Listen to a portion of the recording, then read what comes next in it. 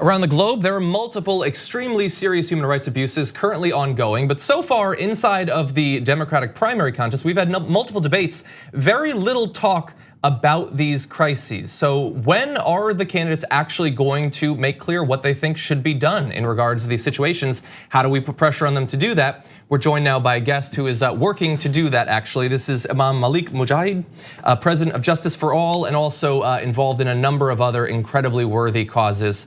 Welcome to the show, we're very glad to have you here. Well, good to be with you, John. Thank you so much. So you're working on an op-ed, as we sort of alluded to put pressure on the candidates to come out and talk about these issues. So overall, what are you looking to hear? What are you hoping to find out from these candidates about a number of the issues that you're involved in? Well, one of the major issues is I went through all the websites of these candidates. They do not talk about human rights at all. Even foreign policy reference to largest refugee crisis in the world or the largest concentration camp of Uyghurs found in China or the largest refugee camp in Burma, which is in Bangladesh, they don't talk about these issues at all. So only one website, like Bernie Sanders' website, mentioned Tibetan, but at the same time, it ignores Uyghurs, which are in the largest concentration camp sitting at this moment. So I think they are operating under the influence of Trump agenda. Trump says America first and forget about human rights, which seems to be the meaning of it. Under that thing, Democratic presidential candidate are not talking about foreign policy enough. They're not talking about human rights. For God's sake, they're not talking about genocide or genocide treaty. Yeah. It's JR.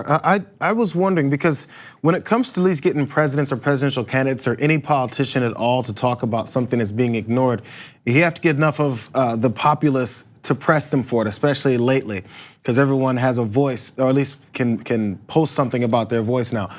I feel like that has to change as well. How do you get just your regular common folk, your friends, your family to start paying attention to these things? Because even though maybe even the people that support Trump don't care, neither does Trump, but a lot of times people who don't support him or that party, they also generally miss something that's happening around the world. How do you make that more clear to folks? Well, that's a difficult task because, mainstream media also ignores those type of issues, and that's where Young Turks comes in. I mean, I will give you one example. Right now in India has sent 1 million forces, occupied Kashmir for 2 months now, to be exact 58 days. No one out of 15 million people can come out of their homes. They cannot get medicine. They don't have a cell phone. Even landline is cut off. Horrible treatment. And Bill Gates here was awarding the Prime Minister of India, Modi. So we asked people to sign a petition, and 100,000 people on 10-day notice signed a petition asking Bill Gates not to award this thing to Modi. That became a news, and this thing came out in different mainstream media and whatnot.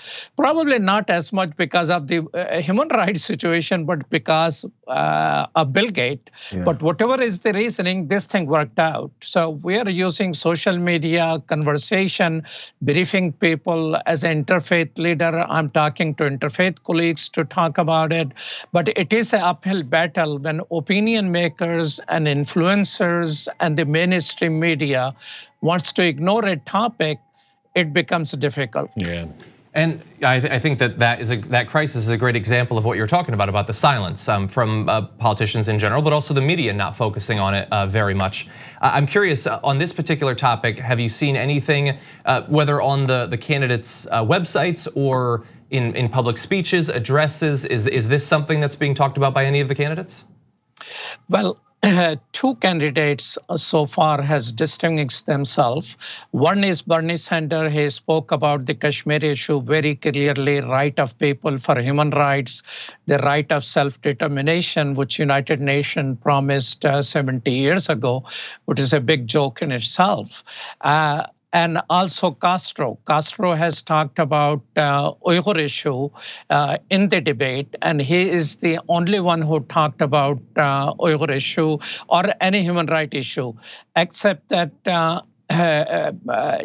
another candidate, Senator Warren, she talked about putting human rights experts when we are negotiating in trade. So there are some people who have touched it here and there, but not on their website, and only Castro brought it up in the debates.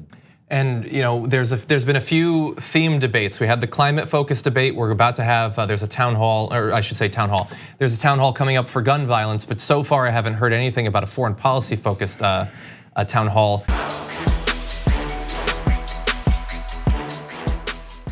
Check out the Damage Report podcast each day, wherever you get your podcasts, whether Pocket Casts or Stitcher or iTunes. You can join me as I give you the news and stories you want, with a range of co-hosts and interview guests jumping in on the fun each day. Again, that's the Damage Report, wherever you get your podcasts. And if you get them at iTunes, don't forget to rate and review. Sometimes I'll read them live on the show.